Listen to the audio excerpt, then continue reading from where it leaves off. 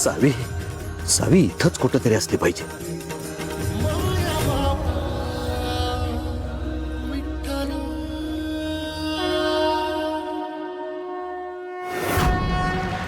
देवा, आता फक्त तूच मला वाट दाखवू शकतोस.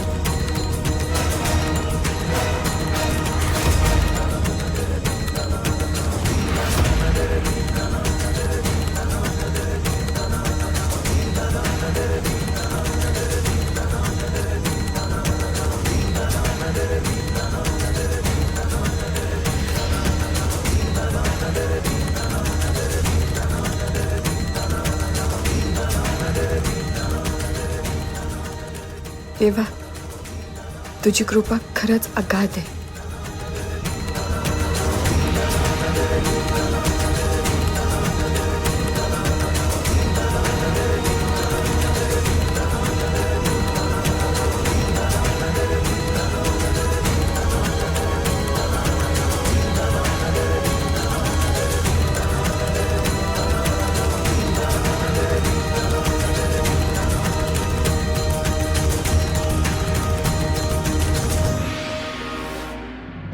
काय झालं सावी? तू इथे असं का बोलवलंस? अगं, कुणी आपल्याला एकत्र पाहिलं ना तर आपली वाट लागेल. वहिनी, मला तुम्हाला खूप महत्वाची गोष्ट सांगायची आहे. अहो, आता मी सुधाकर काकांना बघितलं. कोण सुधाकर काका? सुधाकर काका माझ्या पप्पांचे मित्र होते. तुम्हाला आठवतंय, मागे एकदा मी दामिनी मॅडमच्या गाडीमध्ये चुकून अडकले होते.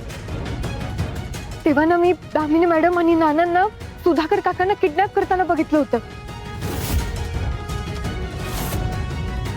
आणि ज्या अर्थी दामिनी मॅडम सुधाकर काकांच्या मागे हात धुवून लागलेत ना, त्या अर्थी मला असं वाटतं की त्यांना नक्कीच काहीतरी माहिती असणार. मला काहीही करून सुधाकर काकांना भेटलं पाहिजे. अगं सावी, पण त्यांना भेटणार कशी? म्हणजे घरातले सगळे इकडेच आहेत ना, मग कसं भेटायचं त्यांना? आणि त्यात भाऊजी ते तर नेहमी तुझ्या सोबत असतात ना, मग मला माहितीये सुधाकर काकांना कसं भेटायचं ते. मला फक्त तुमची मदत पाहिजे.